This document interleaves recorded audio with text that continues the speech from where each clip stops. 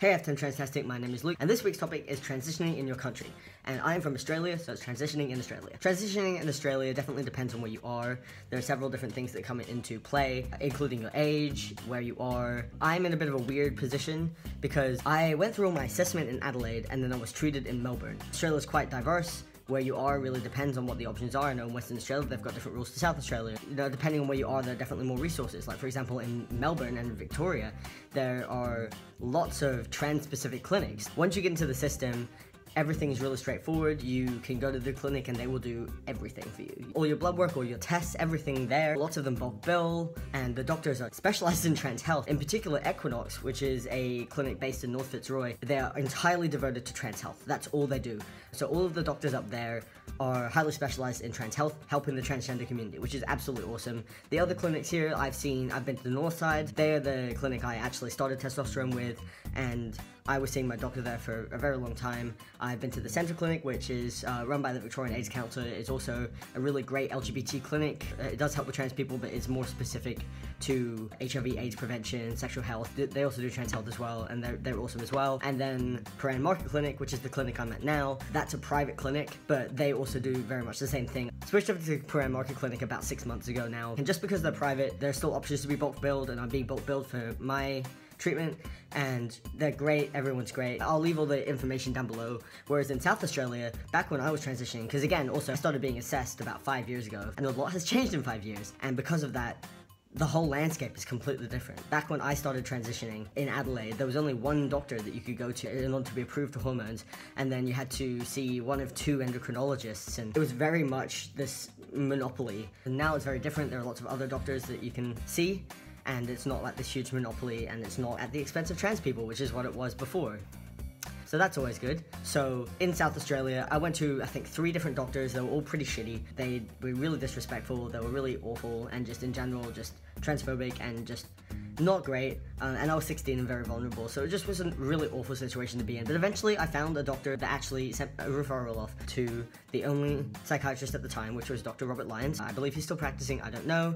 There are other options. I would probably suggest going with him because he's got a super long waiting list and he's not the nicest, in my opinion. Please don't sue me. I didn't really have a great relationship with him, but it was a means to an end and he was the only option, so here we are. So then I was put on the waiting list with him for about 8 months. I believe now he's got at least a year-long waiting list. Again, that might change because I'm not in Adelaide, so I don't know for sure. I saw him when I was 16. He asked me a couple questions and started assessing me for testosterone. At the time, and this is the big thing, at the time, from what he told me, I was unable to start hormones until I was 18 years old. And that was because the process at the time was that you couldn't start hormones underage unless you went to family court. It was a really weird system. The process is expensive, the process was just ridiculous, and I didn't have family acceptance at the time, so it just wasn't an option for me. So I was very much hindered by my age, and that was the reason I didn't start hormones earlier, basically because I was told that I wasn't able to. My parents weren't okay with it at the time. Even if they were, we would have had to go to court. By the time it was all sorted, I would have been 18 anyway, because it takes like 2 years to sort it all out anyway. So it was just a bit ridiculous.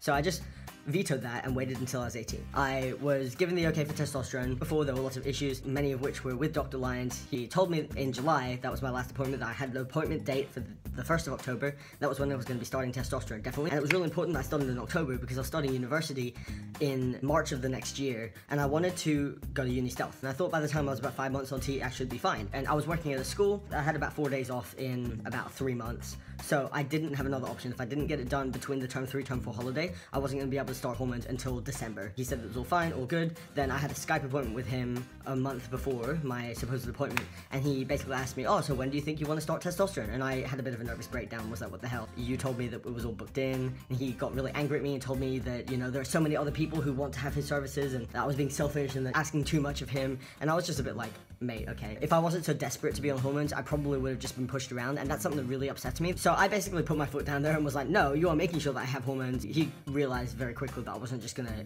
let him talk to me that way. So he referred me to Melbourne because I knew I was going to be going to university in Melbourne, and there was no real point for me to see an Adelaide specialist if I was going to be in Melbourne. So he referred to me to my doctor at Northside Clinic, and they were awesome. Usually they don't accept clients unless it's at the start of the year, and you have to book in really quickly. It's really difficult to get an appointment in to see these clinics. That's one thing I will say. The one downside, it's very difficult for you to get an appointment to get into the system. Once you're in the system, you're totally fine and you can arrange things pretty easily, but getting into the system is a little bit difficult. They managed to fit me in and they managed to arrange it so that I was able to have an appointment with someone in Melbourne, and I had my date for the 7th of October. Once I got there, very simple. I'd been assessed by the psychiatrist, even though it wasn't great, but I was assessed by him. He'd given me the all clear, so everything was fine. So all I had to do was sign an informed consent form just to make sure that I understood what testosterone was and a bit of a rundown of what testosterone is, even though I'd already discussed that in my psychiatrist appointment. I was definitely like fully aware, but it was just a precaution, I guess. And then I started testosterone that day on October 7th, 2014. I just turned 18 that July.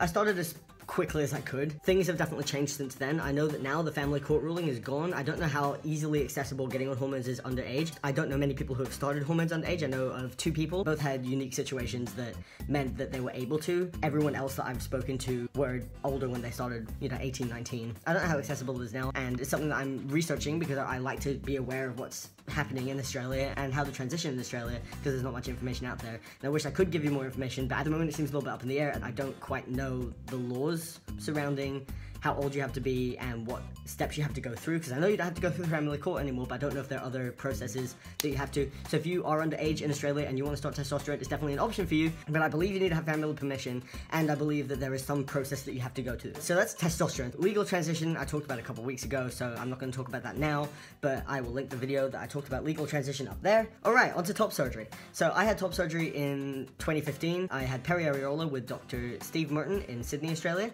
I went to Dr. Merton because at the time when I was researching top surgery, he was the only person who had pictures available of his peri results. I knew that there were other surgeons out there practicing peri. For example, Dr. Megan Hassel, also in Sydney, does peri, and I believe Dr. Ives in Melbourne does peri, but when I was researching, I did not find any pictures, and I was not really comfortable with jumping in with blind faith. I saw Dr. Merton's results, I was happy with Dr. Merton's results, which is what led me to want to see him, and I'm very happy I did. If you want to see my surgery results, just quickly, here they are.